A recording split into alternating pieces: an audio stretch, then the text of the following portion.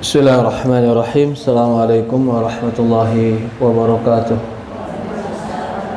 Innal hamdalillahi nahmaduhu wa nasta'inuhu wa nastaghfiruh wa na'udzu billahi min shururi anfusina wa min sayyiati a'malina. May yahdihillahu fala mudilla lahu wa may yudlil fala hadiya lahu. Asyhadu an la ilaha illallah wahdahu la syarika lahu wa asyhadu anna Muhammad abduhu wa rasuluhu la nabiyya ba'd. Alhamdulillah, segala puja dan puji syukur kita panjatkan hanya kepada Allah Subhanahu wa taala Rabbul alamin, serta salawat dan salam selalu tercurahkan kepada Nabi kita Muhammadin sallallahu alaihi wa ala alihi wa sahbihi wasallam, kepada keluarganya, kepada para sahabatnya, juga orang-orang yang mengikuti dan mencintainya sampai hari kiamat. Para hadirin jamaah yang dimuliakan dan dirahmati Allah Subhanahu wa taala, di dalam Al-Qur'an salah satu perkara yang Allah Subhanahu wa taala perintahkan adalah memerintahkan kita untuk belajar ilmu agama. Bahkan salah satu sebab seseorang itu boleh tidak ikut perang jika alasannya adalah untuk belajar ilmu agama. Maka para ulama mengatakan, kalau begitu belajar ilmu agama hampir senilai dengan jihad fisabilillah, terutama belajar tentang tauhid, akidah. Mempelajari akidah itu adalah ilmu yang diwariskan para nabi. Nabi itu diutus dasarnya mengajari akidah. Walaqad ba'atsna fi kulli ummatin rasula an i'budullaha wastanibu taugut. Kami telah utus setiap umat seorang rasul agar beribadah kepada Allah dan menjauhkan taugut. Itu dasar daripada diutusnya rasul. Lalu agar sempurna dalam amal, maka diajarilah ibadah dan diajarilah akhlak, agar tujuan daripada tauhid tadi lebih sempurna. Di sini kita pahami amalan yang paling besar itu adalah tauhid. Bertauhid, mengesahkan Allah Subhanahu wa taala.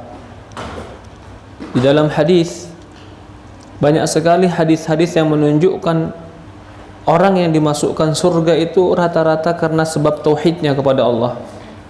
Bahkan sebab seseorang dimasukkan surga tanpa hisab, tanpa azab, dia masuk surga nggak ditanya lagi, langsung masuk. Itu salah satu sebab yang terbesar karena tauhid kepada Allah Subhanahu wa taala. Mentauhidkan Allah Subhanahu wa taala. Jadi hari ini kita akan belajar tentang akidah tauhid. Ini kita masuk pada pelajaran yang kelima dan pembatal yang keempat. Pembatal keislaman yang keempat, apa itu? Meyakini adanya ajaran dan hukum yang lebih sempurna dari ajaran Nabi Muhammad sallallahu alaihi wa ala alihi wasallam.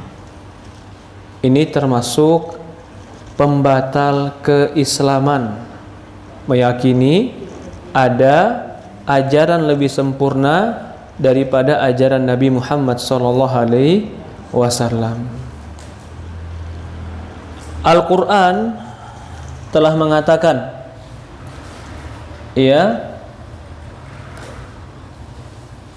dalam Al-Quran Allah mengatakan di dalam surat An-Nur ayat 54. Dalam surat An-Nur ayat 54. Qul ati'ullaha wa ati'ur rasul fa in tawallaw fa innama 'alaiha ma hummilu wa 'alaikum ma hummiltum wa in tuti'u tahtadu. Katakanlah ya Muhammad, taatilah Allah dan taatilah Rasul. Kalau mereka berpaling, sesungguhnya atasmu apa yang kau lakukan dan atas mereka apa yang mereka kerjakan. Kalau mereka mentaatimu wahai Muhammad, tahtadu, kau telah memberikan hidayah, petunjuk kepada mereka. Jadi Nabi Muhammad itu diutus untuk memberikan petunjuk.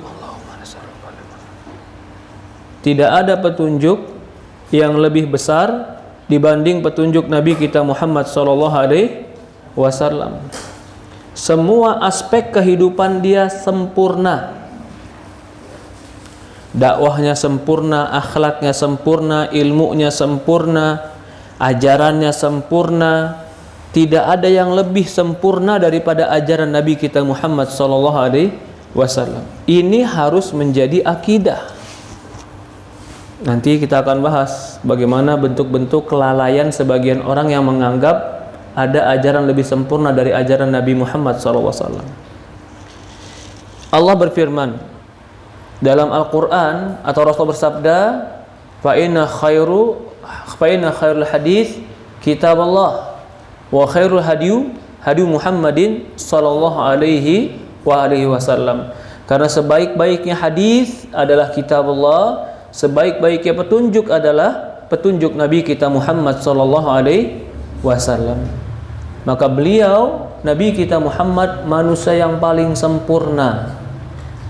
Sempurna dari segala bentuk kebaikan. Itu Nabi Muhammad.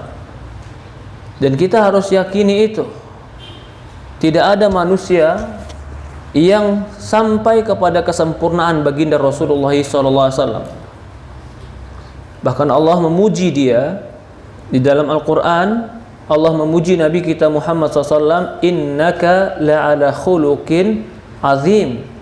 Dalam surat Al-Qalam ayat 4, Allah memuji dia, sesungguhnya engkau ya Muhammad di atas akhlak yang paling mulia. Akhlak beliau paling mulia.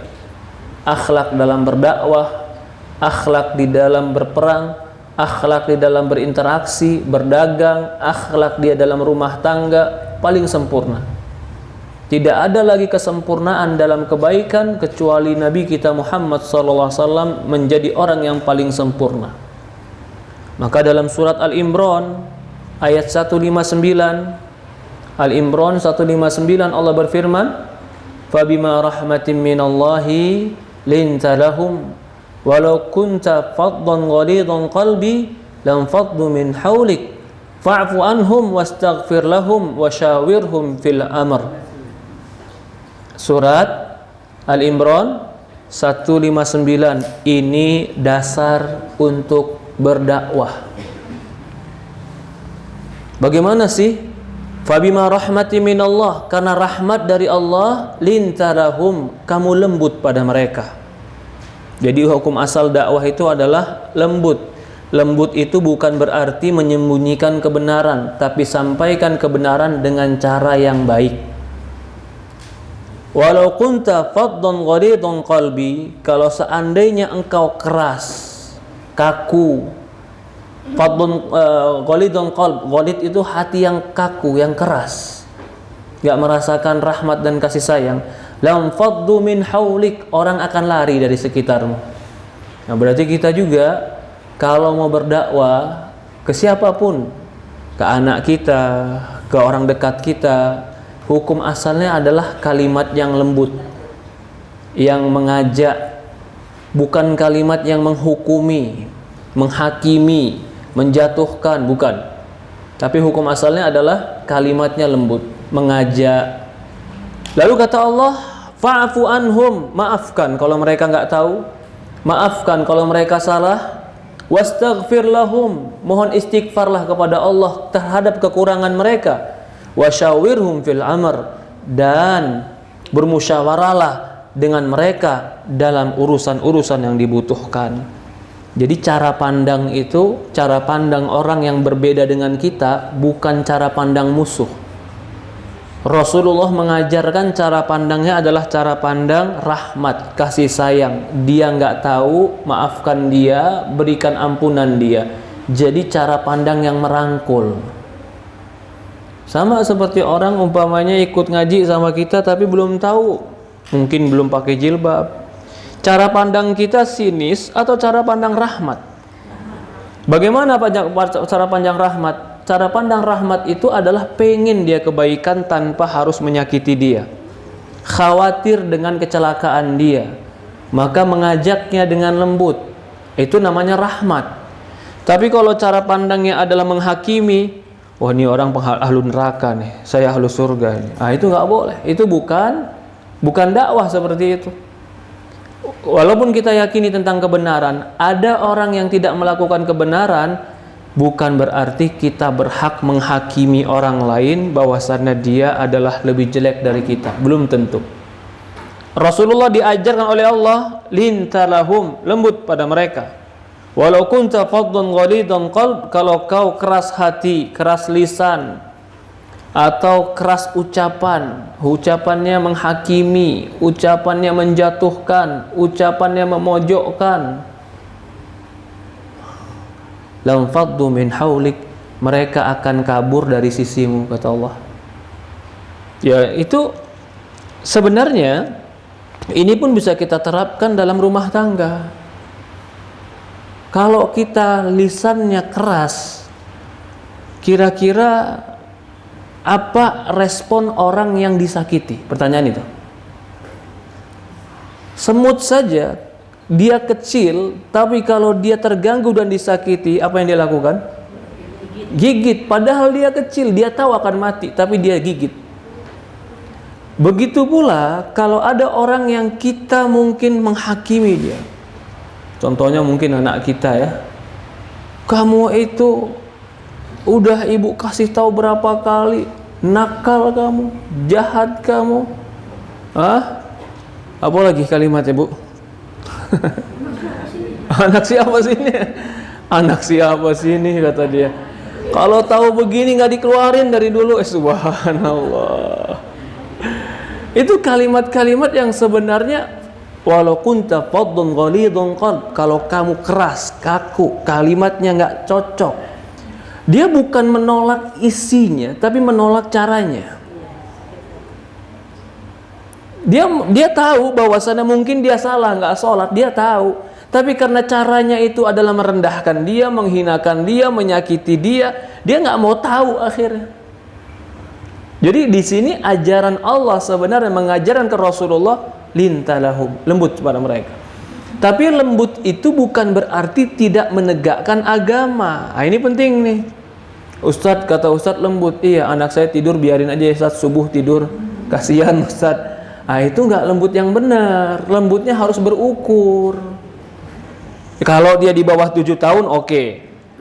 Masih subuh dia nggak bangun, di bawah 7 tahun, oke. Di atas 7 tahun, itu bukan lembut, lalai. Lalai karena khawatir. Kenapa? Di usia 14 dia sulit untuk dibangunkan kalau tidak dididik dari awal. Baginda Rasulullah SAW orang yang paling baik dari segala sisi. Dari akhlak beliau, dari perkataan beliau, ya. Tidak ada Rasulullah SAW menggunakan cara-cara keji dalam dakwahnya. Tidak ada Rasulullah SAW menggunakan cara-cara menyakitkan dalam dakwahnya. Maka saya kalau ditanya, Ustadz, apa salah satu bukti Rasulullah SAW itu orang hebat akhlaknya? Banyak sekali sebenarnya. Tapi yang menurut saya itu tidak akan pernah bisa dilakukan oleh orang biasa. Maaf Ibu. Bagaimana laki-laki bisa mengumpulkan 10 wanita dan semuanya nyaman? Mungkin ada orang bisa mengumpulkan, raja-raja bisa mengumpulkan perempuan-perempuan, tapi karena dunia, karena uang. Rasulullah nggak punya uang. Mungkin ada orang yang tadi istri raja-raja mungkin takut sama raja daripada kayak Asia, takut sama Fir'aun, daripada cerai sama Fir'aun dia dibunuh. Dia tetap sama Fir'aun karena tenaga, karena kekerasan Fir'aun. Rasulullah karena akhlak. Itu ajaib. Rasulullah SAW akhlaknya baik. Dakwahnya baik, tutur katanya baik, bahkan kesabarannya baik. Dia, kalau yang dicela adalah dirinya, dibilang gila, dibilang penyair, dia nggak pernah marah. Karena selama diri dia yang dicela, dia sabar. Tapi kalau agama yang direndahkan, dihinakan, bukan karena ingin marah, tapi ingin menegakkan kebenaran. Baginda Rasulullah SAW. Disebutkan juga Sampai suatu hari ada orang Badui datang ke masjid, tiba-tiba pipis di samping masjid, di depan Rasulullah. Kita lagi kumpul begini nih, bayangin kita lagi kumpul begini, tiba-tiba di pojokan situ ada orang pipis. Subhanallah. Para sahabat ketika itu marah. Rasul mengatakan biarkan. Sampai orang Badui ini, begitu dia sudah tahu, dia doa, ya Allah ampuni. Kata dia, ya Allah jangan kau ampuni kecuali aku dan Muhammad saja. Jadi yang lain jangan diampuni, karena kesalnya dia. Ya, Rasulullah SAW lembut kepada orang yang diajak dalam berdakwah. Begitu juga Rasulullah SAW dalam sebuah riwayat, ya, Rasulullah SAW orang yang paling sempurna dalam memberikan. Sampai ada orang yang datang ke Rasulullah, setiap datang dia minta, Rasulullah kasih. Dia datang minta lagi, Rasulullah kasih. Dia datang minta lagi, Rasulullah kasih. Dia datang sampai apa yang ada pada Rasulullah habis, kata Rasulullah nggak punya lagi. Maka dia sampai pulang ke kampungnya, ke rumahnya, ke desanya. Dia umumkan kepada teman-temannya, wahai teman-temanku, masuklah Islam karena ada Muhammad yang memberikan dan tidak pernah takut miskin. Baginda Rasulullah SAW. Itu dari akhlak, dari bagaimana Rasulullah SAW sempurna dalam mengajak kepada kebaikan. Bahkan suatu hari, ya, beliau pernah didatangi orang. Lalu orang ini mencela Rasulullah SAW gara-gara menagih hutang kepada Rasulullah SAW. Lalu dia mengucapkan ucapan yang keras kepada Rasulullah SAW. Para sahabat ketika itu di samping Rasulullah SAW emosi karena ucapan yang keras ini. Padahal dia sedang nagih hutang. Nagih hutang ke Rasulullah tapi ucapannya keras. Maka Rasulullah mengatakan, bayarlah hutang kepada dia, sesungguhnya yang benar itu diterima ucapannya. Rasul tetap benar ucapan dia, aku belum bayar hutangnya, bayarkan hutang kepada dia. Lalu Rasulullah SAW memerintahkan para sahabatnya untuk melebihkan pembayaran hutangnya, sampai Rasulullah mengatakan, khairukum ahsanukum qadaan. Orang yang terbaik bagi kalian adalah orang yang paling baik menunaikan hutang. Nah, di sini dalil bahwasannya boleh ketika kita memberikan orang lain hutang, lalu kita bayarkan agak lebih sedikit, tapi bukan perjanjian. Paham? Orang ngutangin kita, ketika kita bayar, kita kasih hadiah dia. Jawabannya boleh atau pertanyaannya boleh atau tidak? Hah? Boleh atau tidak? Kalau hadiah itu dikarenakan pinjam meminjam hutang dan kesepakatan awal, maka itu nggak boleh, riba.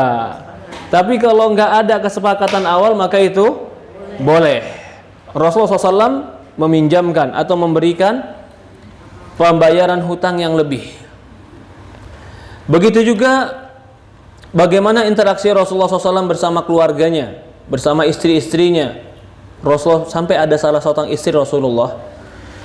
Ini istri Rasulullah, sebelum menjadi istri Rasulullah, suaminya dibunuh sama Rasulullah. Bapak dia dibunuh sama Rasulullah. Bahkan keluarganya itu pernah dibunuh sama Rasulullah karena keluarganya masih keturunan Romawi. Suaminya keturunan Romawi. Lalu dia tertawan. Kalau dalam perang dulu, orang tertawan boleh dijadikan budak atau boleh dinikahi. Rasulullah menikahi dia. Kata dia, apa katanya? Bahwasannya tidak ada orang yang paling kubenci awalnya sebagaimana aku membenci Rasulullah SAW. Tapi begitu dia berinteraksi dengan Rasulullah SAW, dia katakan tidak ada orang yang paling kucintai sebagaimana aku mencintai Rasulullah SAW. Itu akhlak Rasulullah SAW di dalam berbuat baik. Jadi akhlak beliau, interaksi beliau itu menjadi tanda-tanda kebesaran Allah. Tidak mungkin manusia biasa berakhlak dan berdada besar seperti dia. Maka Allah mengatakan, alam nasrah laka sadrak, bukankah kami telah lapangkan dadamu. Kembali kita, ini gambaran bahwasanya Rasulullah sempurna secara akhlak. Begitupun secara ajaran. Ajaran Rasulullah itu sempurna. Contoh, Al-Quran berbicara tentang orang Yahudi. Al-Quran bercerita tentang Nabi Yusuf alaihissalam. Al-Quran berbicara tentang Nabi Nuh alaihissalam, Nabi Musa alaihissalam. Al-Quran berbicara tentang rinci orang-orang Yahudi. Al-Quran berbicara tentang itu semua. Kalau seandainya Quran itu salah, tentu orang-orang Yahudi sudah menegur Rasulullah SAW. Kenapa? Karena yang paling tahu kisah orang Yahudi sebenarnya siapa? Orang Yahudi sendiri. Tapi begitu datang di Quran kisah-kisah tentang orang Yahudi, kenapa orang-orang Yahudi, orang Israel, orang Ahlul Kitab nggak ada yang menyalahkan cerita Rasulullah? Padahal Rasulullah tidak hidup di zaman Nabi Yusuf, tidak hidup di zaman Nabi Musa. Rasulullah juga nggak pernah baca Alkitab, nggak pernah baca Alkitab mereka, nggak pernah. Rasulullah nggak bisa baca. Tapi Rasulullah bisa menceritakan rinci tentang Ahlul Kitab. Dan ketika mereka baca, ternyata mirip seperti apa yang mereka dapatkan dalam Taurat dan Injil. Kalau begitu, apa masalahnya? Kalau begitu, apa yang dibawa Rasulullah itu benar. Karena mereka, orang Yahudi itu selalu memantau, mengintai kapan datang ayat yang salah, mereka akan protes ke Rasulullah. Kisah Nabi Yusuf. Nabi Yusuf itu siapa? Nenek moyangnya orang Yahudi. Kisah Nabi Yusuf, apakah mereka protes tentang kisah Nabi Yusuf? Enggak. Kisah tentang Musa dan Khidir, bukankah itu Israel juga, Bani Israel? Mereka nggak pernah protes. Mereka diam saja semuanya. Padahal mereka pantau terus nih, cari mana yang salah dari Nabi Muhammad. Tapi mereka nggak dapetin. Kecuali satu ayat turun. Satu ayat turun, yang ayat ini mengatakan apa? Ittakhadhu ahbarahum wa ruhbanahum arbaba min dunillah. Orang Yahudi itu menjadikan ulama-ulama dan ahlul ibadah mereka Tuhan selain Allah yang disembah. Turun ayat ini, tiba-tiba mereka datang ke Rasulullah, ya Muhammad, itu ayat salah, kami nggak pernah nyembah ulama dan tidak pernah menyembah ahlul ibadah kami. Seolah-olah mereka katakan ayatmu salah. Maka kata Rasulullah SAW, bukankah kalian menghalalkan apa-apa yang Allah haramkan karena pastor-pastor kalian menghalalkannya? Bukankah kalian mengharamkan apa-apa yang Allah halalkan dikarenakan pastor kalian mengharamkannya? Mereka bilang, benar, kami melakukan itu. Itulah kalian telah menjadikan pastor kalian sesembahan selain Allah. Akhirnya mereka terdiam. Ini juga bukti ajaran Nabi Muhammad sempurna. Yang telah berlalu, yang dia tidak pernah alami, diceritakan di Quran, tidak ada yang salah.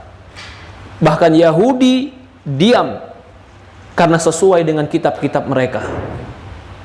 Bahkan dalam sebuah riwayat, ini riwayat ketika penaklukan kota Aqsa. Jadi kota Aqsa itu pernah memang dikuasai oleh Romawi. Direbut lagi orang Islam di zaman siapa? Di zaman Umar bin Khattab. Ketika perebutan Aqsa di zaman Umar bin Khattab itu tanpa peperangan. Kenapa tanpa peperangan? Karena orang Islam sudah menang banyak dari orang-orang Romawi tertaklukkan. Begitu masuk Masjidil Aqsa, ada seorang sahabat yang diutus Umar bin Khattab untuk merebut Aqsa, datang kepada Ahlul Kitab, berikan Aqsa kepada kami. Lalu Ahlul Kitab ini bilang, kami tidak akan berikan kecuali kami akan berikan Aqsa ini kepada orang yang disifatkan di dalam Alkitab. Disebutkan sifatnya, orang yang berkepala botak, orang yang kurus, orang yang sifatnya begini. Dibaca nih sifatnya di Ahlul Kitab. Sahabat tadi yang diutus Umar mendengar sifat tadi, langsung dia berpikir, itu Umar bin Khattab, kata dia. Aku akan bawakan orang itu ke sini dan kau serahkan kunci Masjidil Aqsa ke sini. Dibawalah Umar bin Khattab dari Madinah ke Aqsa. Begitu mereka melihat Umar bin Khattab, mereka samakan dengan kitab mereka, mereka benar. Inilah orang yang disebutkan di Alkitab yang harus kita berikan kunci Masjidil Aqsa. Jadi Masjidil Aqsa pertama kali diberikan Umar kepada Umar bin Khattab itu karena memang di Alkitab sudah diceritakan rinci tentang Umar bin Khattab. Ini bukti kesempurnaan Islam. Islam itu sempurna. Belum lagi kesempurnaan Islam terhadap yang akan datang. Kalau yang telah berlalu, kisah Yusuf, kisah kaum Ad, yang membenarkannya adalah orang-orang Yahudi. Kalau seandainya salah kisah itu, Yahudi pasti menentangnya, karena itu kisah nenek moyang mereka. Ternyata mereka tidak bisa membantah. Semua yang diceritakan Rasulullah benar. Yang akan datang pun Rasulullah SAW itu benar. Contoh, Rasulullah bercerita tentang di dalam Quran, Majma' bahraini yaltaqiyan bainahuma barzakhun la yabghiyan. Di dalam Quran dikatakan akan ada pertemuan dua samudra. Yang pertemuan ini akan ada batasnya. Yang pertemuan ini la yabghiyan, dia tidak akan bercampur dua laut ini, saling ngebelakangin. Rasulullah di zaman itu belum melihat laut itu dan di mana tempatnya, belum lihat. Tapi orang sekarang tahu ternyata ada pertemuan samudra, yang samudra itu airnya saling ngebelakangin. Di mana diceritakan? Di Quran. Kalau seandainya Quran itu salah, tentu akan menjadi tertawaan. Ternyata Quran benar. Contoh lain, Quran mengatakan bahwasannya kalian diciptakan dalam fase tadinya mani kemudian darah, kemudian daging, tulang, kemudian ditiupkan ruh ketika sudah 120 hari, kemudian menjadi manusia. Fase ini, perhatikan, fase ini, apakah Rasulullah pernah lihat dalam rahim? 3 bulan itu adalah mani, 3 bulan, nggak pernah. Tapi ternyata di ilmuwan zaman sekarang, fase itu benar. Dari mana dia tahu kalau itu bukan dari Allah Subhanahu wa ta'ala? Iya, banyak sekali tentang bukti-bukti kebenaran Nabi kita Muhammad SAW, dan ajarannya adalah benar.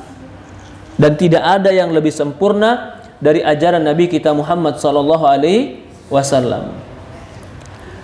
Maka itu di dalam surat An-Nur ayat 63. Di dalam surat An-Nur ayat 63, Allah Subhanahu wa ta'ala mengatakan, kata Rasulullah SAW, ya, surat apa? An-Nur ayat 63. Falyahdharil ladzina yukhalifuna an amri an tusibahum fitnah wa yusibahum adzabun alim. Hati-hatilah mereka yang menyelisihi ajaran Rasulullah, mereka akan tertimpa fitnah dan mereka akan tertimpa azab yang pedih. Allah sebutkan surat An-Nur ayat 63 bahwasannya orang-orang yang menyelisih Rasulullah diancam akan tertimpa fitnah. Apa itu fitnah? Fitnah bisa diartikan ujian. Fitnah bisa diartikan kesyirikan. Fitnah bisa diartikan juga pembunuhan, fitnah. Di dalam An-Nur ayat 63, Allah mengancam jangan pernah menyelisihi Rasulullah SAW sekecil apapun.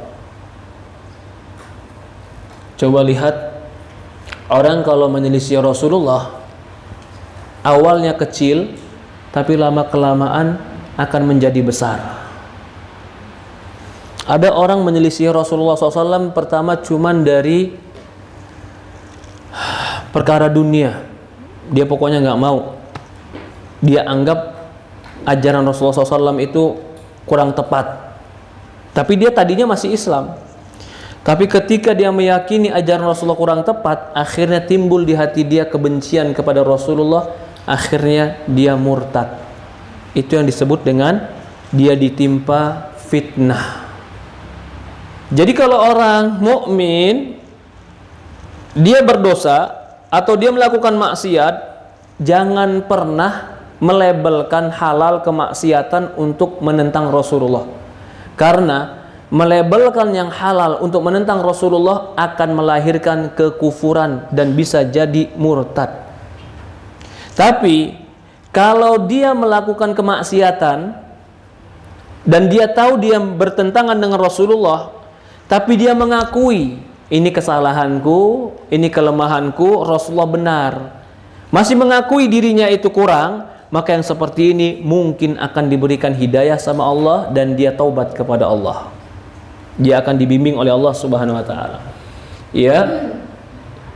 Masalah berikutnya, kalau tadi masalah berarti ajaran Rasulullah adalah ajaran yang paling sempurna dari semua sisi. Karena Allah yang mengutus dia dan terbukti apa yang dia bawa di Quran yang telah berlalu dibenarkan oleh Yahudi, yang akan datang dibenarkan dengan ilmu pengetahuan. Tidak ada yang salah dari ajaran Rasulullah SAW. Sampai hari ini Al-Quran yang sudah turun 1400 tahun yang lalu, ilmu pengetahuan tidak ada yang bertentangan dengan Al-Quran. Kalau begitu, masalahnya apa hukum mendahulukan petunjuk Nabi SAW dibanding petunjuk orang lain? Jadi mendahulukan petunjuk selain Nabi di atas petunjuk Nabi Muhammad SAW. Apa hukumnya? Ada 3 pembahasan. Yang pertama,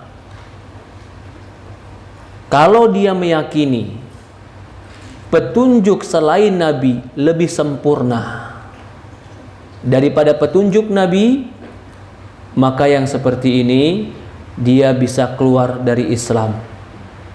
Karena mengakui ada orang lebih sempurna daripada Nabi. Contoh, Nabi mengajarkan perempuan itu kalau warisan dapat berapa? Setengahnya laki-laki. Karena setengah laki-laki, dia bilang nggak adil. Ini ajaran pasti salah. Yang benar itu perempuan harus 3 kali lipat dari laki-laki, kata dia. Ya, bahkan bisa jadi 4 kali lipat dari laki-laki. Kenapa? Karena laki-laki dia bisa cari kerja, bisa keluar, perempuan di rumah aja harus lebih banyak dapatnya. Dia meyakini ada ajaran orang lebih baik dari ajaran Nabi, dia telah kufur kepada Nabi. Itu yang pertama. Yang kedua, ya, berpaling dari syariat Nabi dan tidak mau mengembalikan kepada hukum Nabi. Ini pun sama. Ini pun perkara yang tercela. Bahkan bisa jadi dia tetap dikatakan orang yang kufur kepada Nabi. Fa in hukmu illa lillah. Yang ketiga, dia meyakini, ini yang 3 nih. Kalau yang pertama tadi, dia meyakini ada yang lebih sempurna daripada Nabi. Ini hampir, kalau orang Islam hampir nggak ada lah. Ya, tapi kalau ada orang Islam, contoh, wah undang-undang sekarang lebih sempurna daripada ajaran Nabi, Ustaz. Ini sama, nggak boleh. Atau yang kedua, dia menganggap syariat Nabi tidak harus berhukum dengan hukumnya, karena hukum syariat Nabi nggak sempurna, nggak baik. Ini sama. Adapun yang ketiga, bentuknya adalah meyakini boleh keluar dari syariat Nabi, walaupun dia tidak menganggap syariat dia lebih baik, tapi dia menganggap boleh tidak ikut syariat Nabi khusus buat dia. Nah, ini sama, berarti menganggap diri tidak wajib mengikuti Nabi. Ada nggak orang kayak begini? Hah? Ada? Oh, diajak sholat yuk. Itu mah kamu syariat, kalau saya mah udah makrifat, nggak usah sholat. Lah, sholat ini bukan untuk makrifat dan syariat. Sholat ini untuk umat Nabi Muhammad SAW. Jadi nggak boleh kita menganggap diri kita boleh keluar dari syariat Nabi Muhammad SAW. Ya. Adapun yang pertama, adapun yang kedua dan ketiga nanti akan dibahas tersendiri, yaitu tidak berhukum dengan hukum Allah atau menganggap syariat boleh keluar dari syariat Nabi. Ya. Allah Subhanahu wa taala berfirman dalam Al-Qur'an tentang Rasulullah SAW dalam surat An-Najm ayat 3 dan ayat 4. Wa ma yantiqu 'anil hawa in huwa illa wahyun yuha. Nabi Muhammad itu tidak berbicara dari hawa nafsunya, akan tetapi dia bicara dari wahyu yang diwahyukan. Jadi ajaran Nabi, ucapan Nabi itu wahyu dari Allah, bukan karangan Nabi Muhammad SAW. Berkata Syekhul Islam Ibnu Taimiyah, ma'rum diketahui secara darurat dari agama Islam dan ijma' dan kesepakatan kaum muslimin bahwasannya barang siapa yang membolehkan ittiba, membolehkan mengikuti agama selain Islam atau mengikuti syariat selain syariat Muhammad, maka dia telah kafir. Kemudian ya,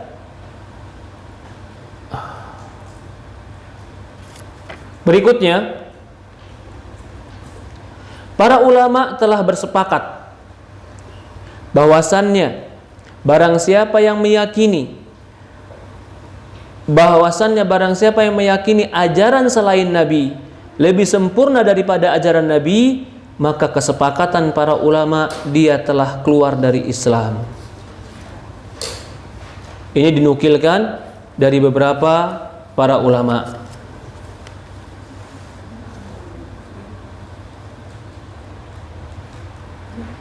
Kemudian berkata Syekh, barang siapa yang meyakini hukum selain hukum Nabi Muhammad lebih baik daripada hukumnya, bahkan dia mendahulukan hukum selain Nabi Muhammad, maka ini juga termasuk daripada orang-orang yang telah melakukan kekufuran.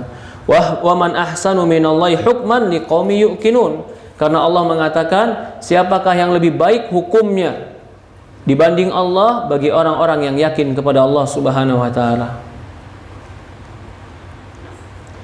Di sini dinukilkan ya, di sini juga dinukilkan bermasalahan. Apa hukumnya orang yang mengatakan tidak berhukum atau hukum selain hukum Rasulullah itu lebih sempurna? Dia meyakini hukum dan selain dari hukum Rasulullah itu lebih sempurna. Ini juga termasuk perkara yang bisa membatalkan keislaman.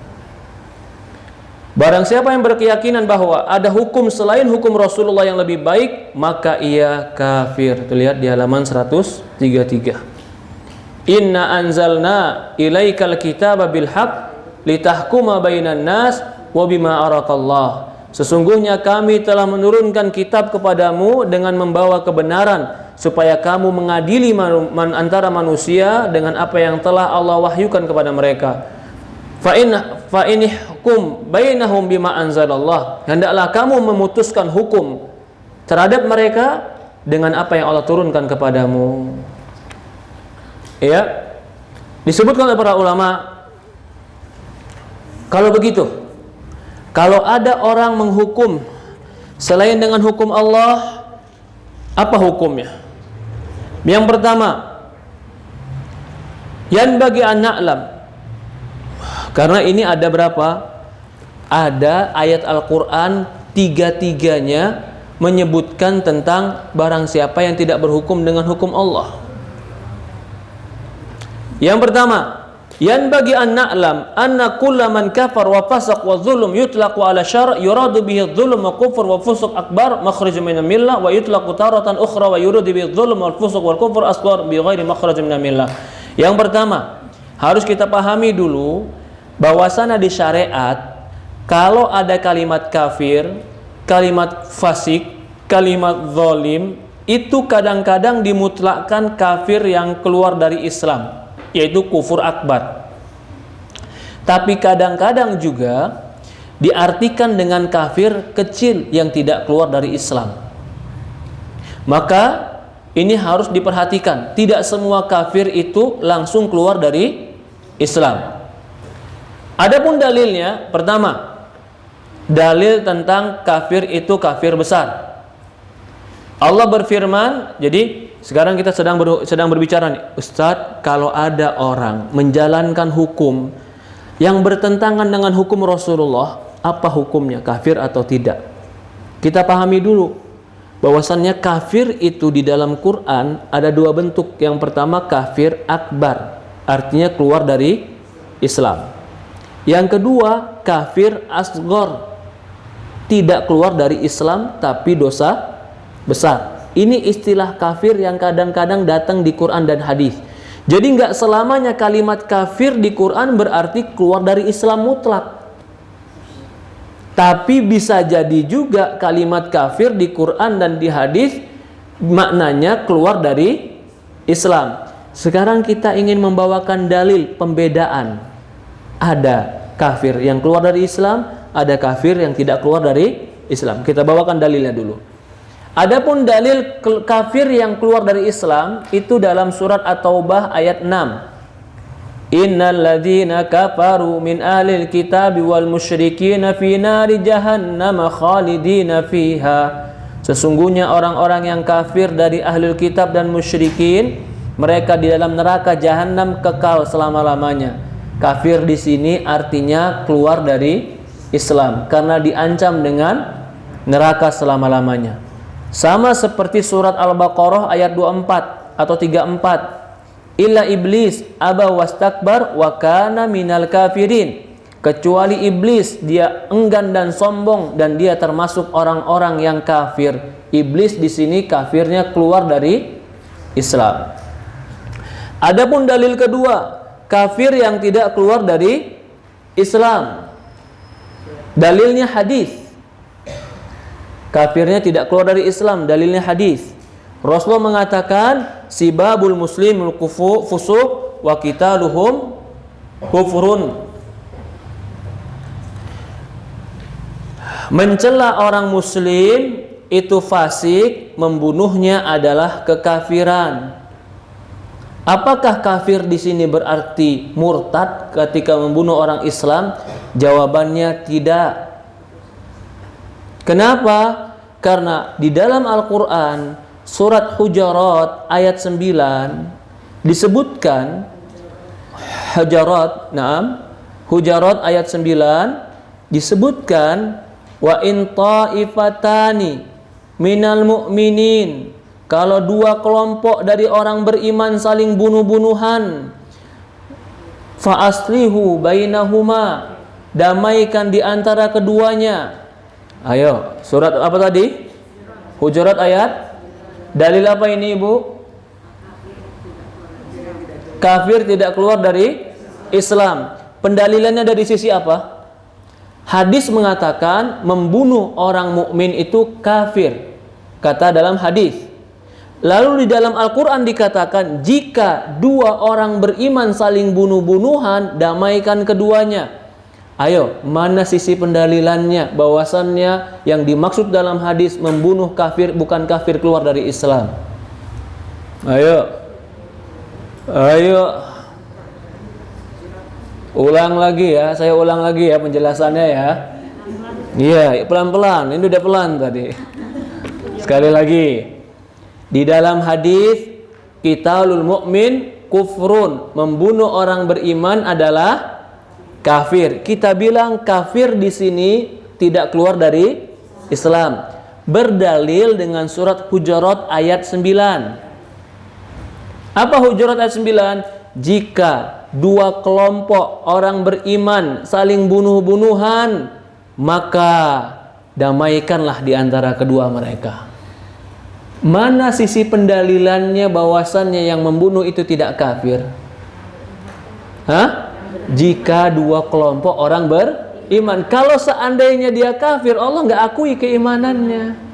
Lalu bagaimana dengan hadis Rasulullah membunuh orang mukmin kafir? Kafir di situ maksudnya tidak keluar dari Islam. Jadi kita ini harus pahami dulu kalimat kafir nggak mutlak semua berarti langsung keluar dari Islam. Ya. Contoh lain, hadis. Tidaklah beriman la yu'min zani hina yazni wa huwal mu'min. Tidaklah beriman orang yang berzina ketika berzina dan dia tidak mukmin. Kalau kita lihat hadis ini, tidaklah beriman orang yang berzina ketika berzina dia mukmin. Pertanyaannya, pemahamannya berarti orang berzina mukmin atau tidak? Hadis ini ingat lagi, la yazni zani hina yazni wa huwa mu'min. Tidaklah orang yang berzina ketika berzina dia beriman. Berarti artinya apa? Hah? Pelan-pelan lagi. Hadisnya, la yazni zani hina yazni wa huwa mu'min. Tidaklah berzina orang yang melakukan berzina ketika berzina dia beriman. Tidak beriman orang berzina. Itu kan pemahamannya. Hah? Kalau kita lihat kepada satu hadis ini saja berarti orang yang berzina tidak beriman. Tapi pertanyaannya, tidak beriman di sini keluar dari Islam atau kurang iman? Itu yang dimaksud, kurang iman. Kenapa? Karena di dalam hadis yang lain Rasulullah tidak mengatakan kafir penzina, tapi pelaku dosa besar. Kembali kepada permasalahan kita, orang tidak berhukum dengan hukum Allah, kafir atau tidak kafir? Kalau seandainya kafir, kafirnya bagaimana? Karena ada di dalam Al-Quran, Allah berfirman dalam Al-Quran, kata Allah Subhanahu wa taala, "Wa man lam yahkum bima anzalallah faulaika humul kafirun." Kata Allah Subhanahu wa taala, barang siapa yang tidak berhukum dengan hukum Allah, maka mereka adalah orang-orang yang kafir. Wa man lam yahkum bima anzalallah faulaika humul kafirun. Barang siapa yang tidak berhukum dengan hukum Allah, maka mereka adalah orang-orang yang kafir. Ya, di sini Allah mengatakan barang siapa yang tidak berhukum dengan apa yang Allah turunkan, ayat surat Al-Maidah ayat 44. Al-Maidah ayat 44 di situ juga ada. Ya. Wa man lam yahkum bima anzalallah faulaika humul kafirun. Barang siapa yang tidak berhukum dengan hukum Allah, maka mereka kafir. Pertanyaannya di sini, kalau begitu, kalau ada orang tidak berhukum dengan hukum Allah, apakah kafirnya keluar dari Islam atau yang dimaksud kafir di sini pelaku dosa besar? Hah? Contoh hukum Allah apa contohnya? Contoh hukum Allah, perempuan kalau ditinggal suaminya meninggal, dia tidak boleh nikah sampai berapa waktu? 4 bulan 10 hari. Dia tetap nikah padahal baru 2 bulan karena hawa nafsu dan syahwat. Lalu tidak berhukum dengan hukum Allah berarti dia. Ketika dia menikah juga, apa hukum pernikahannya? Hah? Tidak kafir akbar, betul. Tapi pernikahannya tidak sah pernikahannya. Tidak sah pernikahannya. Tapi dia nggak kufur. Walaupun memenuhi syarat nikah.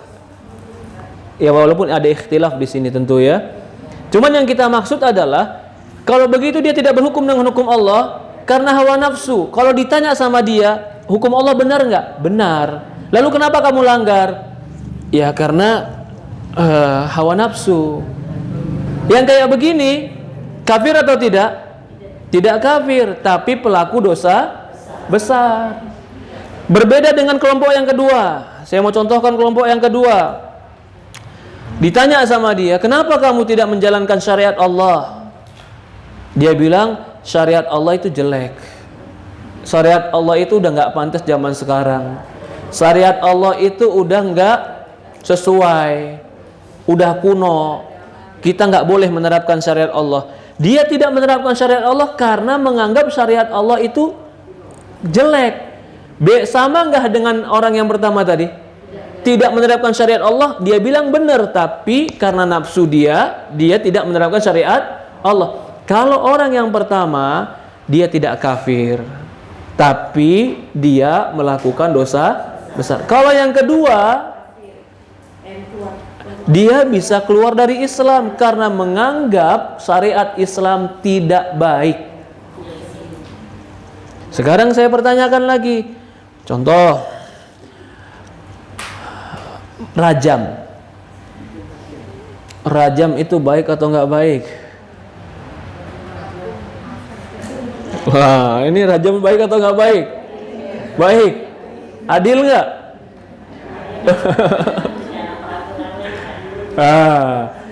Sebenarnya baik dan harus kita yakini kebaikannya. Tapi kenapa nggak diterapkan sekarang? Karena kita belum bisa menerapkan seluruh hukum Islam. Karena kita tidak di negara Islam. Kalau seperti itu, berarti tidak menerapkannya bukan karena menentang kebenarannya, tapi merasa tidak mampu dalam diri. Itu nggak bisa dikatakan kafir. Tapi kalau yang kedua, enggak, saya nggak mau menerapkan rajam karena rajam itu mengambil hak asasi manusia. Rajam itu nggak adil, rajam itu tidak hikmah. Kalau ini berarti meragukan Islam, dia kufur. Kayak begitu. Sama yang lebih ringan lagi contohnya. Ya, kenapa kamu tidak pakai jilbab? Pakai jilbab itu cukup zaman jahiliyah. Karena orang jahiliyah kalau ngelihat orang nggak pakai jilbab nafsu. Kalau orang sekarang bisa dikendalikan nafsunya. Jadi sekarang orang nggak perlu pakai jilbab karena orangnya lebih baik. Jadi dia menolak jilbab bukan karena Qur'annya, tapi karena takwil, karena pendapat dia yang salah. Kalau begini nggak kafir, cuman dosa besar. Kalau yang bilang enggak lah, ngapain pakai jilbab, kuno amat pakai jilbab, itu udah ketinggalan zaman pakai jilbab, itu bukan ajaran yang benar pakai jilbab. Dia menolak ajarannya. Kalau menolak ajarannya berarti apa? Menolak Islam. Kalau menolak Islam berarti tidak beriman kepada Islam. Ini pembahasan kita. Orang yang meyakini bahwasannya syariat Nabi Muhammad itu nggak baik dan nggak sempurna, bisa batal Islamnya. Jadi kalau hati-hati kalau mengatakan syariat Nabi Muhammad itu nggak baik, hati-hati. Ya, semua syariat Nabi itu benar Ustadz, kecuali satu. Apa itu? Kecuali satu Ustadz, semua benar kecuali satu. Poligami itu mah nggak benar. Kalau memang zaman sekarang orang nggak mampu dan orang sekarang kebanyakan nggak mampu, itu orangnya bukan syariatnya. Jangan, kalau syariatnya karena dimaktub di Quran. Boleh nikah 2, 3, 4, kalau kamu takut tidak adil maka satu. Syariatnya benar, yang nerapkan salah. Apakah karena penerapan salah maka syariatnya jadi salah? Tidak, orangnya yang salah, bukan syariatnya yang salah. Ya, tapi saya nggak mampu, silahkan nggak mampu nggak apa-apa, tapi jangan salahkan Qurannya. Kalau sekarang sebagian orang menyalahkan Qurannya, itu nggak boleh, hati-hati. Karena meragukan Quran walaupun satu huruf, meragukan Quran walaupun satu huruf berarti meragukan Islam. Orang yang meragukan Islam bisa jadi Islamnya gugur, tidak boleh. Ya, maka di sini juga poin. Kenapa Ustadz? Saya ikut kajian sana semua kafir sampai pemerintah juga kafir Ustadz. Karena mereka tidak membagi kafir menjadi dua tadi. Mereka cuma menjadikan kafir satu. Kafir itu keluar dari Islam. Jadi pemerintah yang tidak berhukum dengan hukum Allah mutlak kafir. Kalau kita bilang ya belum tentu. Dia bisa jadi mengakui kebenaran Islam, tapi karena pengen duit, pengen jabatan, dia berhukum selain hukum Allah. Kalau ditanya dalam hati dia, benar nggak kamu? Ya sebenarnya sih yang benar Al-Quran, cuman saya nggak bisa sekarang menerapkan Quran. Kalau saya menerapkan Quran ya saya nggak jadi pemimpin nanti. Berarti kalau begini dia tidak menerapkan Quran bukan karena menentang, tapi karena nafsu. Kafir atau tidak? Tidak. Inilah bedanya ya akidah Ahlussunnah dengan akidah Khawarij. Orang Khawarij itu mudah mengkafirkan. Pokoknya siapa saja tidak berhukum dengan hukum Allah mereka kafir. Wa man lam yahkum bima anzalallah fa ulaika humul kafirun. Yang lebih lucu lagi, mereka kafirkan Ali bin Abu Thalib. Masya Allah. Jadi ketemu Ali bin Abu Thalib mereka kafirkan. Itu gimana kalau ketemu kita? Ali saja kafirkan, apalagi kalau ketemu kita, habis kita sama dia. Ya betul. Mereka lebih mudah mencincang orang Islam daripada mencincang orang Yahudi. Itu salah satu sifat dari Khawarij. Kalau orang Yahudi mereka akan beramah tamah, lembut. Tapi kalau sama orang Islam mereka tega.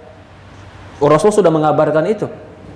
Dan ternyata pemikiran ini, pemikiran mudah mengkafirkan orang tanpa merinci sebab dan akibatnya, sudah lahir dari zaman Ali bin Abu Thalib radhiyallahu. Bahkan sudah lahir dari zaman Rasulullah SAW.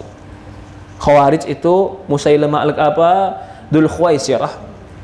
Ali bin Abu Thalib Siapa yang bunuh? Abdurrahman bin Muljim namanya. Siapa Abdurrahman bin Muljim? Seorang penghafal Quran dari negeri Persia. Bin Muljim. Dia penghafal Quran, tapi dia cuma hafal dan tidak memahami Al-Quran. Jadi kata dia, pokoknya kalau nggak berhukum dengan hukum Allah kafir. Ali nggak berhukum dengan hukum Allah, Ali kafir. Maka dia bertekad membunuh Ali. Ternyata Ali dibunuh oleh Abdurrahman bin Muljim.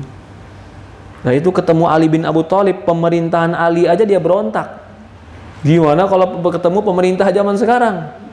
Ya, nggak pernah damai hidup mereka, semua kafir. Ini hati-hati. Biasanya, maaf, mereka juga kadang-kadang membawakan kajian-kajian akidah. Tapi dalam satu bab ini mereka tidak sama sekali merinci. Mereka mutlakkan siapa yang tidak berhukum dengan hukum Allah, mereka kafir. Maka yang membantu untuk terjadinya hukum selain hukum Allah, kafir. Pengadilan kafir, polisi kafir, PNS kafir, pemerintah kafir, DPR kafir, bahkan bapaknya sendiri kafir. Di dunia cuma dia yang Islam. Subhanallah. Jangan, nggak boleh kayak begitu. Maka kita pernah lihat ada seorang pemuda yang membunuh diri di tengah masjid di Cirebon. Itu apa sebabnya? Karena meyakini polisi kafir gara-gara tidak menegakkan hukum Allah dan membela pemerintah yang kafir. Apa sebabnya? Tidak merinci. Orang itu nggak semua serta-merta mutlak kafir. Ya. Tapi kita bilang kalau dia betul-betul meyakini hukum Nabi Muhammad itu jelek dan dia meyakini hukum dia lebih baik, itu yang diancam kafir. Ya, ini pembatal yang keempat. Barang siapa yang meyakini bahwasannya syariat selain meyakini ajaran hukum dari selain Nabi Muhammad lebih sempurna dari ajaran Nabi Muhammad, maka dia bisa dikatakan kafir. Ya, Allahu a'lam. Lanjut sedikit lagi. Ya. Coba perhatikan di halaman 140 ya. Di halaman 140 di buku ini, di paragraf kedua. Itulah rincian-rincian dalam permasalahan yang sangat besar ini, yang menjadi persoalan serius pada zaman sekarang. Jadi harus dirinci. Gak semua langsung orang itu menjadi kafir. Siapa saja yang berhukum dengan selain hukum Allah karena faktor kekeliruan dalam ijtihad, sedang ia adalah orang yang pantas melakukan ijtihad dan dia tidak menyengaja menyelisih Al-Quran dan Sunnah, ia hendaknya berhukum dengan ayat Allah turunkan, akan tetapi ia belum mencocoki pandangan yang benar, maka ini sebagian yang dinyatakan Rasulullah SAW jika seorang hakim. Maka bisa jadi di sini, bahkan Syekh berpendapat bisa jadi ada orang yang ijtihad hukumnya beda dengan hukum Rasulullah, malah dia diampuni, bukan berdosa tapi diampuni, tapi tergantung keadaan orangnya. Kekeliruan akan diampuni karena di dalam 139 ya, karena ia tidak menyengaja melakukan kesalahan tersebut. Ia antusias untuk berhukum dengan syariat dan beristihad untuk selaras dengan hukum syariat, akan tetapi ia belum mencocoki kebenaran. Contoh begini, kalau ada orang bilang nikah itu nggak usah pakai wali, karena nikah itu sama seperti akad yang lain. Bagaimana akad? Akad kan bukan akad nikah saja, akad jual beli juga akad. Sekarang perempuan kalau mau akad jual beli, dia punya uang atau dia punya mobil, mobilnya dibeli sama orang. Perlu nggak akad jual belinya dia? Perlu nggak akad jual belinya dia pakai wali? Hah? Nggak perlu. Dia beli gelang, dia beli emas di toko emas, mungkin harganya mahal. Perlu nggak dia minta rekomendasi wali? Kan akad berarti perempuan boleh akad sendiri. Lalu dia bilang, kalau begitu nikah juga sama kayak jual beli. Perempuan boleh akad tanpa wali, sebagaimana jual beli boleh tanpa wali. Ini pendapat benar apa salah? Hah? Salah, karena Rasulullah mengatakan la nikaha illa bi wali, tidak boleh nikah kecuali dengan wali. Jual beli, akad perempuan jual beli tanpa wali karena memang boleh, tapi menikah itu beda dengan jual beli. Cuman kita ingin memberikan contoh, kalau ada ulama, ini ulama Hanafiyah dari Imam Abu Hanifah beranggapan perempuan boleh nikah tanpa wali, berarti kan dia tidak sesuai dengan hukum Allah. Pertanyaannya, apakah Imam Abu Hanifah jadi kafir? Tidak. Apakah Imam Abu Hanifah menjadi pendosa? Tidak juga, karena dia mujtahid. Mungkin dia belum pernah dengar hadis itu, sehingga dia beristihad dengan istihad dia, yang ternyata istihad ini bertentangan dengan hadis. Jadi ada. Jadi kalau memang kita mau cari-cari, maka kata para ulama ya, man tatabba'a tarakhusul ulama tazandak. Barang siapa yang mencari-cari keringanan dari para ulama, dia bisa jadi zindik. Jadi semua masalah itu sebenarnya ada pendapat-pendapat nyeleneh, ada. Contoh pendapat nyeleneh lain, boleh mabok asalkan jangan minum anggur. Yang dilarang itu cuman minum anggur. Jadi kalau kamu mabuk bukan karena anggur, nggak ada larangan. Ini pendapat benar apa salah? Ya jelas salah. Tapi pertanyaan kita, ini kita ada masalah yang sama. Apakah ulama yang dahulu berpendapat seperti ini, berarti kan pendapatnya menyelisihi hukum Allah? Pertanyaannya, kafir nggak dia? Hah? Tidak kafir. Kenapa? Karena bisa jadi dia berpendapat itu belum tahu hadisnya. Maka itu ada orang yang bahkan karena ijtihadnya dimaafkan.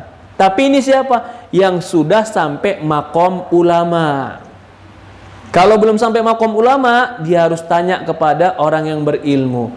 Kesimpulannya, hukum asal tidak boleh meyakini ada syariat dan hukum lebih baik dari hukum Rasulullah. Hukum Rasulullah adalah hukum yang terbaik karena dia tidak berbicara dari hawa nafsu, tapi dia dari Allah Subhanahu wa ta'ala. Barang siapa yang berhukum selain dengan hukum Allah, maka rinci.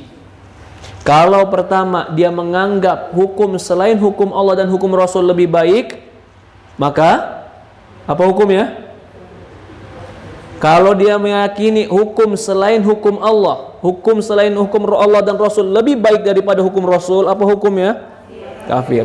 Kalau dia mengatakan hukum Rasulullah sebenarnya baik, tapi saya tidak melakukannya karena rugi dunia saya, faktornya dunia, dosa besar. Kalau dia tidak berhukum dengan hukum Allah karena kesalahan beristihad dan dia belum tahu hukum Allah sebenarnya, ini para ulama ma'fu, mudah-mudahan diampuni oleh Allah Subhanahu wa ta'ala. Jadi ada rinciannya. Jangan bermudah-mudahan mengkafirkan orang, tapi jangan bermudah-mudahan mengatakan syariat Rasulullah salah. Jangan. Apa saja masalahnya, katakanlah syariat Rasulullah itu benar, syariat Allah itu benar, hukum Allah itu benar. Barang siapa yang meragukan Al-Quran walaupun satu ayat, dia telah ragu dalam Islam, dan tidak boleh seseorang itu ragu dalam keislaman. Allahu a'lam. Ya. Di sini Syekh membawakan permasalahan lebih jauh lagi, yaitu termasuk menerima nama hukum Allah dengan nama-nama dan sifatnya. Kalau Syekh Fauzan memasukkan di sini. Ya. Lalu apa itu taugut? Berhukum dengan hukum taugut. Apa itu taugut? Di sini pun dibahas. Apa itu togut? Togut asal kalimat dari tughyan. Tughyan artinya melampaui batas. Segala hukum yang melampaui hukum Rasulullah dan Allah itu dikatakan togut. Itu namanya togut. Dari sini pula nanti mereka menamakan pemerintah togut, karena mereka menganggap tidak berhukum dengan hukum Allah.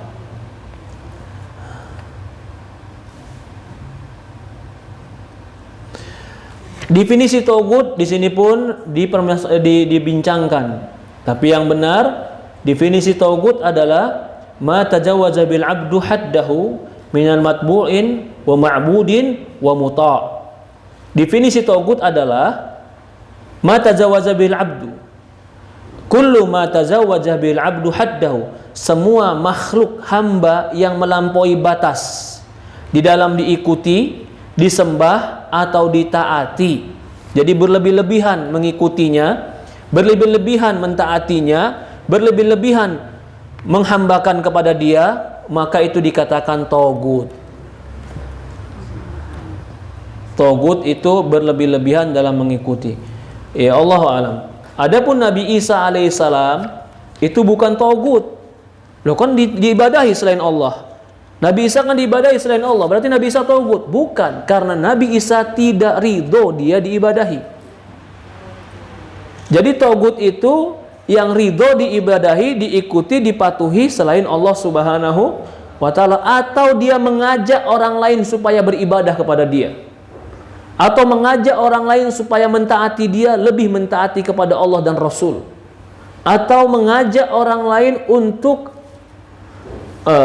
mengikuti apa yang dia ajarkan selain ajaran dari Allah dan Rasulnya. Ini bisa membatalkan keislaman, togut namanya. InsyaAllah pertemuan berikutnya, barang siapa yang membenci sedikit saja dari ajaran Rasulullah SAW, walaupun dia mengamalkannya, maka dia kufur. Nasallallahu salam al-afiyah. Barang siapa yang membenci, ya, kita lihat di sini, keislaman kelima, membenci ajaran Nabi Muhammad SAW. Ini kita akan bahas di pertemuan akan datang. Tidak boleh membenci ajaran Nabi kita Muhammad SAW. Mungkin ini saja kita sampaikan. Ada pertanyaan, tafadhol, dipersilahkan. Ada pertanyaan, silahkan. Silahkan Ibu. Assalamualaikum warahmatullahi wabarakatuh. Tidak usah disebut namanya, tapi kita sama-sama tahu kalau kondisi seperti itu gimana Ustaz? Dibilang bahwa kan jilbab itu syariat yang pasti ya kan. Jadi kalau dia bilang itu tidak wajib, itu kafir yang mana? Allahu alam ya. Dia mengatakan, jadi gini, menurut beliau jilbab itu adalah sebuah kalimat yang menunjukkan kepada pakaian santun. Jadi sekarang dia bukan menolak kalimat jilbabnya, tapi dia menyelewengkan makna jilbabnya. Keberadaan jilbabnya dia yakini. Keberadaan jilbab dia yakini. Di Quran dia yakini, tapi dia versikan jilbab menurut penafsiran dia sendiri. Definisi jilbab itu tutup aurat, di mana aurat itu disebutkan nyata dalam Al-Quran. Oke, ini pikiran kita. Definisi jilbab itu adalah menutup aurat. Dia mendefinisikan jilbab adalah pakaian sopan. Jadi definisi dia ini dari mana dia dapat?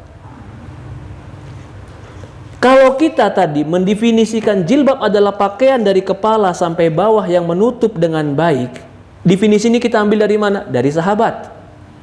Karena kalimat jilbab itu bahasa istilah yang diturunkan di zaman sahabat. Tentu sahabat lebih tahu dengan istilah ini. Kan begitu cara berpikir kita. Karena Allah mengatakan yudnidna alaihinna min jalabibihinna, hendaklah mereka menjulurkan jilbab-jilbab mereka. Di dalam surat Al-Ahzab ayat 59. Hendaklah mereka menjulurkan jilbab. Ini jilbab kalimat yang digunakan di zaman sahabat. Tentu mereka tahu istilah ini maksudnya gimana. Ditafsirkan oleh sahabat, jilbab itu menutupi kepala, dada sampai kaki. Berarti definisi jilbab menurut sahabat adalah menutup anggota badan. Rasul mengatakan kecuali wajah dan telapak tangan. Ini kan penjabaran kalimat jilbab kalau dilihat dari para sahabat dan Rasulullah. Lalu dia datang juga membaca surat Al-Ahzab, kalimat jilbab. Lalu dia tafsirkan kalimat jilbab itu adalah pakaian santun. Apa dasarnya? Secara bahasa. Pokoknya yang saya pahami jilbab itu pakaian sopan. Dia nggak mau kembali kepada penjabaran para sahabat.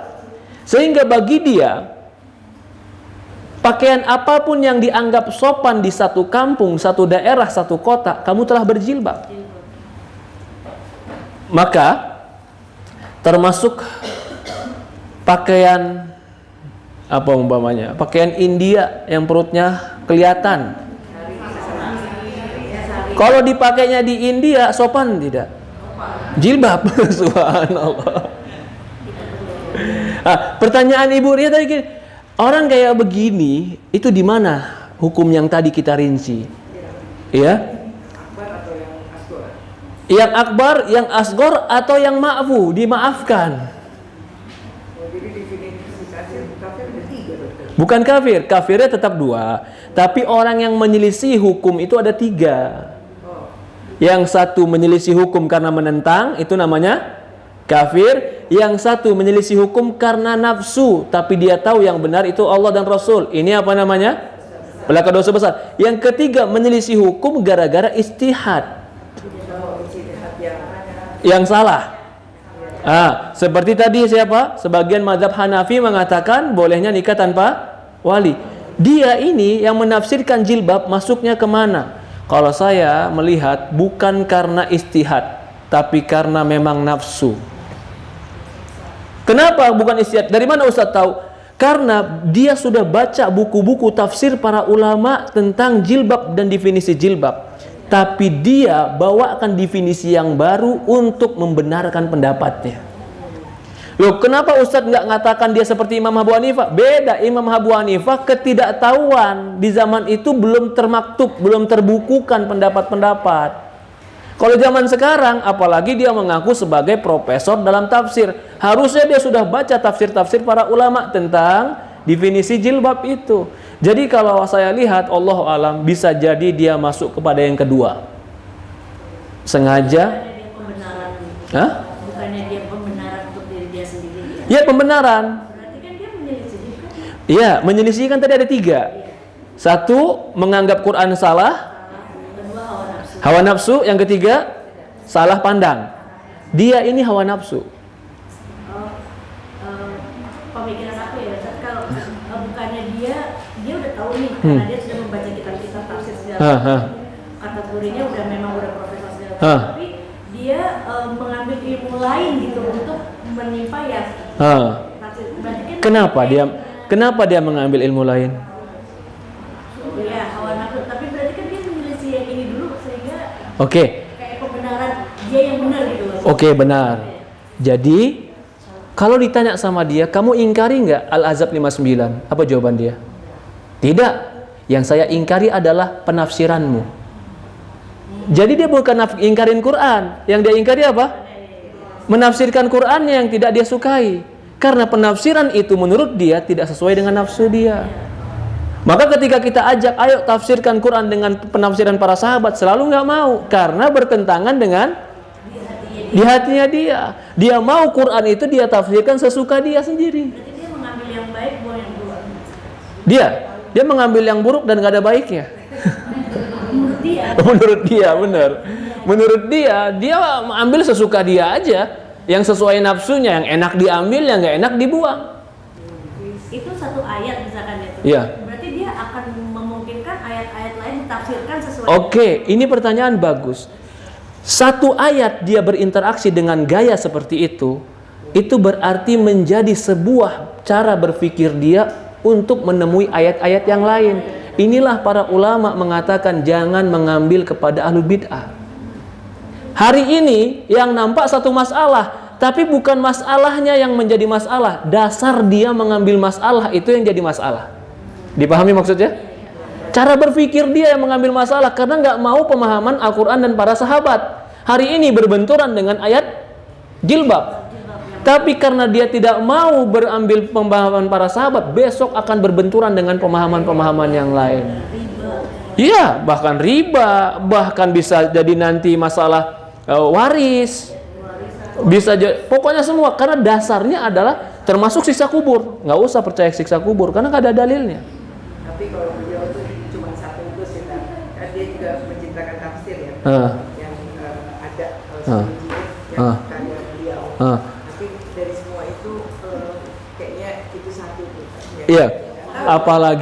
Apalagi dia telah menciptakan sebuah tafsir, berarti kan harusnya dia telah baca buku dulu semuanya. Kalau saya atau kita salah karena jarang baca buku, kesalahan kita karena bodoh. Tapi ini salah bukan karena nggak tahu, udah lihat, udah baca, lalu menyelisihi karena nafsu. Karena nafsu. Jadi yang begitu bukan Nasrani. Nasrani kan kalau Yahudi tahu tapi tidak mau itu. Iya, dia tahu tapi nggak mau menerapkan yang dia tahu. Seperti maka itu timbullah istilah kalau orang yang menafsirkan Quran secara letterlek, secara tekstual dan menafsirkan Quran dengan pemahaman sahabat dianggap orang yang kaku. Kami orang yang lebih fleksibel, kami nafsirkan sesuai kehendak kami. Lah kalau semua orang boleh nafsirkan secara fleksibel, apa dasarnya? Nanti saya tafsirkan sendiri boleh nggak? Oh, sholat itu bukan sholat 5 waktu. Sholat itu adalah yang penting kau jaga hati, zikir sama Allah. Jadi ketika Allah katakan dirikan sholat, maksudnya zikir aja. Itu bisa menghilangkan syariat. Dampaknya seperti itu. Syariat ini akhirnya nggak terjaga. Karena sesuka dia berpendapat. Kita bilang, sholat itu ada definisinya. Mendirikan, tegakkan, ruku, sujud, sebagaimana dilakukan Rasulullah. Itulah maksud sholat di dalam Al-Quran. Oh enggak. Menurut saya sholat nggak kayak begitu. Yang penting kamu ingat sama Allah, zikir itu sudah sholat. Lah kamu dapat dari mana ini? Sholat secara bahasa. Karena sholat secara bahasa artinya doa. Boleh nggak berpendapat kayak begitu? Itu nggak boleh. Karena istilah sholat itu istilah digunakan di zaman itu. Maka orang di zaman itu tahu penggunaan istilah. Kamu jangan pakai istilah sholat di zaman sekarang. Karena Quran diturunkan bukan hanya dengan bahasa Arab, tapi istilah orang di zaman itu. Karena bahasa itu kan istilah kan? Ya, fitnah artinya apa? Enggak, bahasa Jakarta.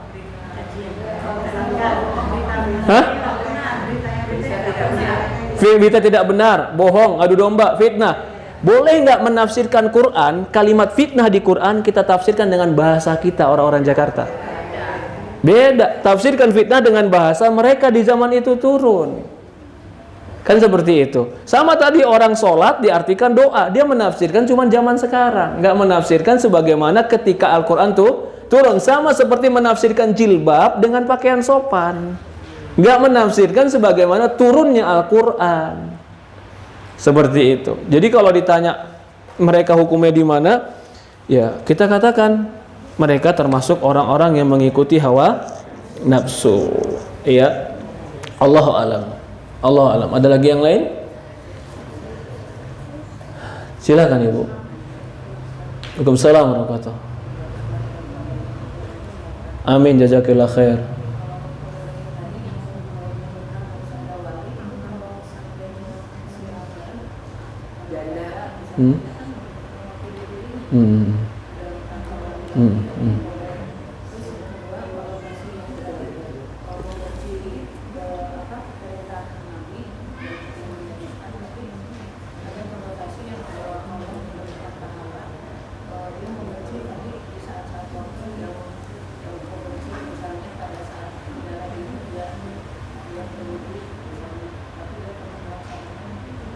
Oke.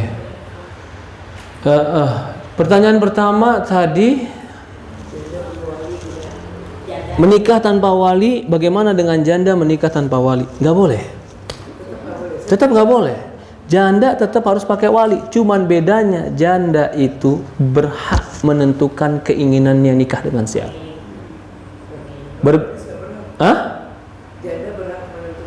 Jadi dia punya sedikit kebebasan berbeda dengan perawan. Iya, dia mau nikah, saya mau nikah sama si fulan. Lalu ternyata walinya nggak setuju, dia boleh naik ke pengadilan. Saya mau nikah dengan dia. Tapi kalau perawan, dia tidak boleh seperti itu. Punya kebebasannya agak terbatas. Kata walinya nggak boleh, bisa jadi nggak jadi. Tapi tetap baik janda ataupun perawan semuanya nikah harus pakai wali. Karena Rasul mengatakan la nikaha illa biwali, tidak ada nikah kecuali pakai wali. Jadi kalau ada nikah nggak pakai wali salah. Wali itu siapa saat? Pertama, wali itu adalah penanggung jawab hidup kita, ayah atau saudara laki-laki atau paman dari ayah, itu wali. Ya, kakek dari ayah tapi itu wali. Dari ayah turun ke bawah, adik ayah, abang ayah, itu wali. Dari anak kita, itu wali. Anak laki-laki bisa itu wali. Kalau itu nggak ada, maka boleh kembali kepada wali hakim. Wali hakim itu siapa? Wali hakim. Maka dikatakan wali hakim, dia adalah yang memiliki hakim, mahkamah, penghulu, pengadilan agama, KUA. Nah, ini penting juga karena sebagian orang, maaf, dibilang wali dia cari wali sembarangan. Ini siapa? Ini wali dah pokoknya. Allahu Akbar. Itu nggak boleh kayak begitu, nggak boleh. Ya, sampai maaf di sebagian daerah Puncak perempuan nikah ditanya walinya siapa? Siapa ditemu di pinggir jalan panggil jadi wali ya? Nggak boleh itu kayak begitu. Nggak ada hubungan darah, nggak ada hubungan kerabat, juga bukan pemerintah yang sah. Ya, enggak dia, tapi dia ustadz, imam di masjid. Walaupun dia imam di masjid, dia nggak punya hak menikahkan. Wali urutannya pertama ayah.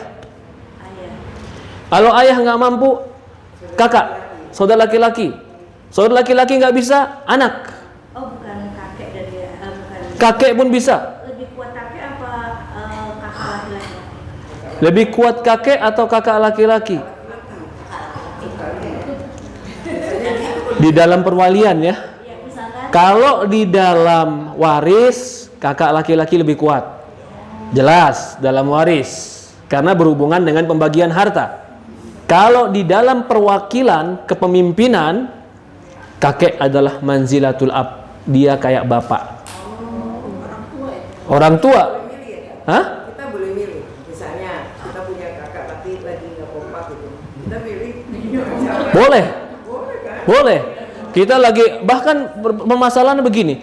Ayah, kita minta sama ayah nikah, ayah nggak kasih. Kita datang ke kakek, kakek kasih. Pernikahan terjadi, sah atau tidak? Sah. Begitu. Bahkan kalau paman setuju, sah. Sah paman setuju. Kalau itu semua nggak ada, barulah pindah ke wali hakim. Sah. Ke wali hakim. Itu sah. Seperti itu.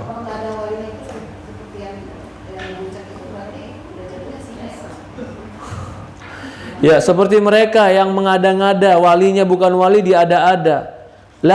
Perhatikan hadisnya, la nikaha illa biwali. La di sini bisa diartikan tidak ada nikah. Tidak ada nikah berarti apa? Ya nggak nikah sebenarnya. Tapi ada yang mengartikan la di sini jangan nikah. Karena kalimat la itu bisa diartikan jangan, bisa diartikan tidak ada. La nikaha, tapi kalau kita lihat kepada grammar susunan bahasa Arabnya, la nikaha itu adalah tidak ada nikah. Bukan larangan, tapi peniadaan. Tidak ada nikah kecuali dengan wali. Berarti pemahamannya, kalau nggak ada wali, nggak ada pernikahan. Nggak ada pernikahan. Nah, kalau sudah pernah terjadi gitu gimana? Sudah panggil wali langsung nikah, selesai. Seperti yang dibilang tadi. Nah.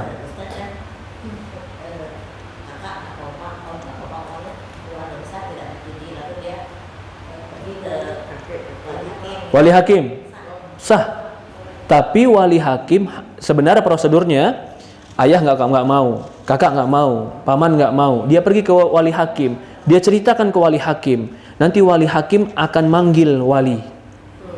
Kenapa kamu nggak nikahkan? Kalau permasalahan-permasalahannya tidak diterima oleh syariat, contoh laki-lakinya Islam sama, tapi nggak cocok cuman karena mungkin ya mungkin karena masalah lain, itu boleh langsung diambil alih oleh pengadilan. Tapi kalau kata keluarga, saya nggak mau nikahin anak perempuan saya karena laki-lakinya non muslim, wali hakim tetap membenarkan keluarga. Seperti itu. Jadi kalau sudah wali hakim yang mengambil keputusan, namanya adol, pemaksaan dari wali hakim.